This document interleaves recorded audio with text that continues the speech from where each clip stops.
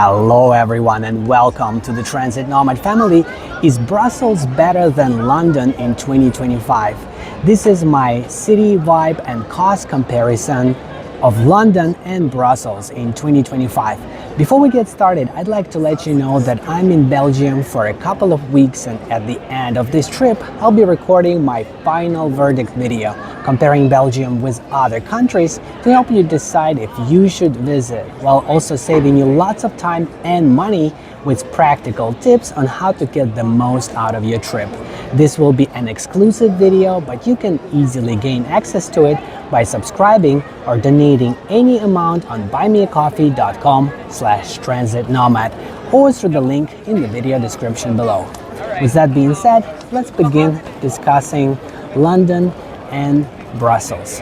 So I just arrived to Brussels a few days ago, and it's still relatively fresh for me to be here, but I already have a pretty good idea about the local prices for food and transportation, and I did a lot of research when I was choosing my place to live, the Airbnb that I booked, so I have a pretty good idea of the travel costs. And right away I can tell you that Brussels does not appear to be much cheaper than London in many ways.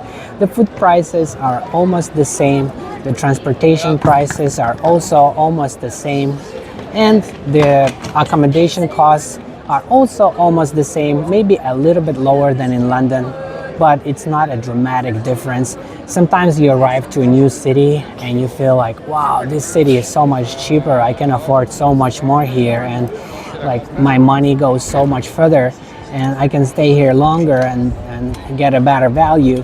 It's definitely not the case in Brussels if you compare it with London.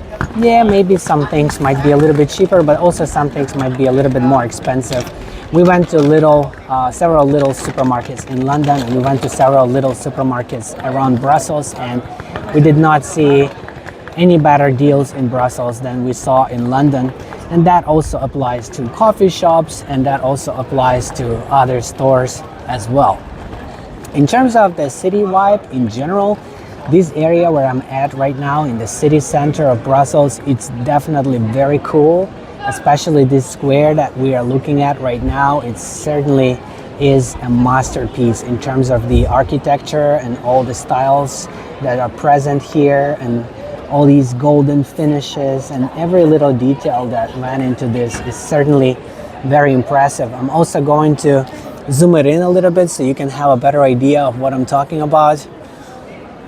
This is definitely a masterpiece. Every building is so beautiful to look at.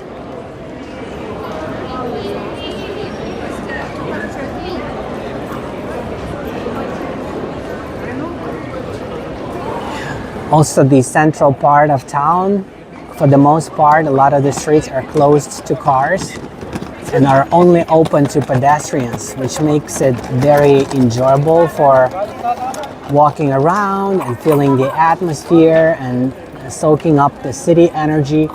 Definitely a big plus for Brussels in terms of that.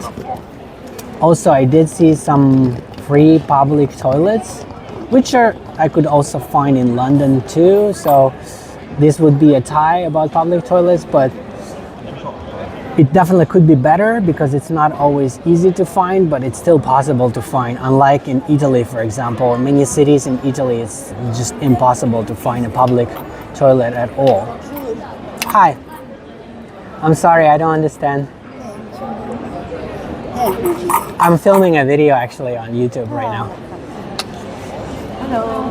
You do have these kind of people in Brussels, more than in London. This is definitely not the first time we've been approached, and we also got approached at train stations, and I saw other people being approached, and inside trains too. Inside trains I was approached, and that is something to keep in mind if you don't want to be sharing your space with this kind of people. London might be a better choice. There are some weirdos in London too, but it's not as much as we've seen here in Brussels.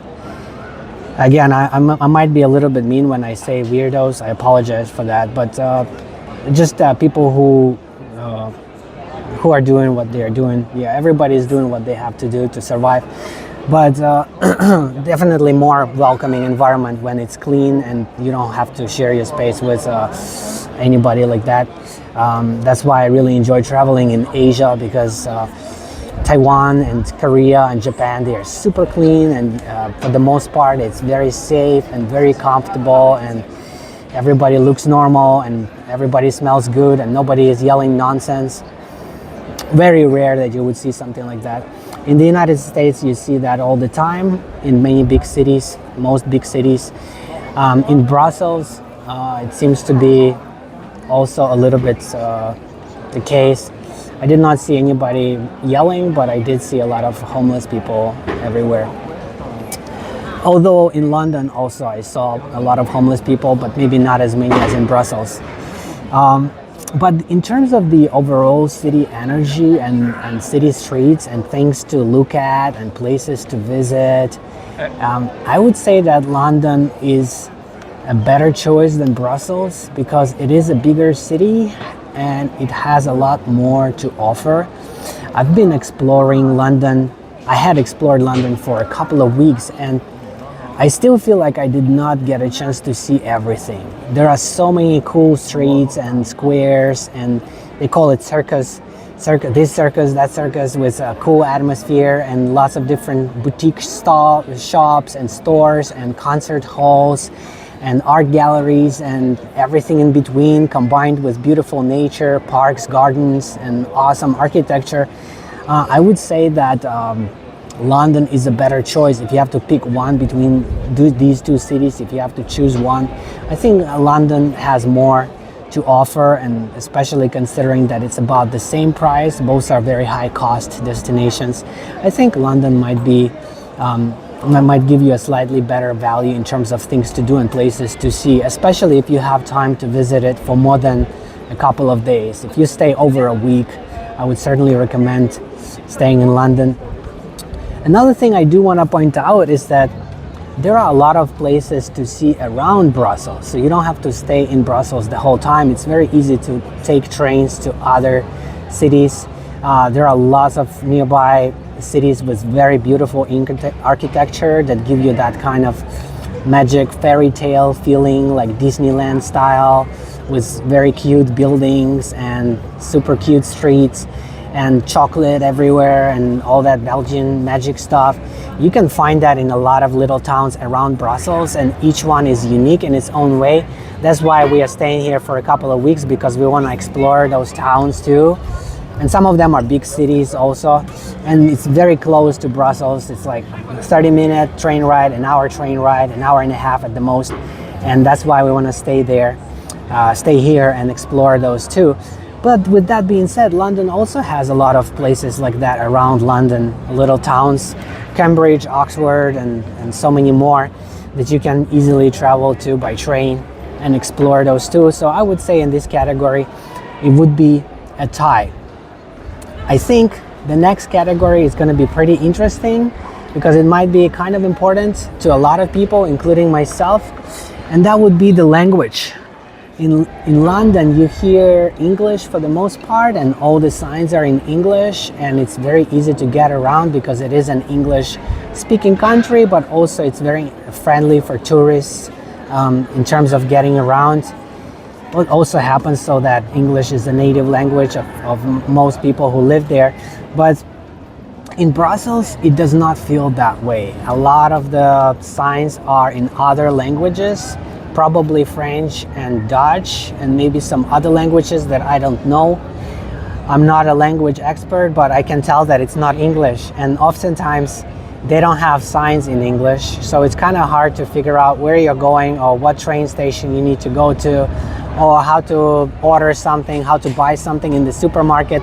It's gonna take longer to figure it out in Brussels, because this is not an English speaking destination overall. Yeah, a lot of locals speak English, but they did not take the time to make a friendly environment for visitors like myself, with all the signs in English. Yes, in the city center it's going to be a little bit better, like where I'm at right now, but if you go a little bit outside of the city center, you might find yourself having a hard time getting around or buying something because you're not going to understand what's listed on the label, and it's going to be a little bit more challenging. So even for that reason alone, if the cost is the same, I would already seriously consider London over Brussels, because it's just so much more comfortable when you can understand everything. When you feel welcomed as a tourist, as a visitor, and you understand where to go, where to find what you need, I think that is a huge, huge plus. And with that being said, it looks like they have some kind of street performance going on over there. I'm not going to go closer because I don't want YouTube to block my video because of the copyrighted music. But I believe I covered most of it.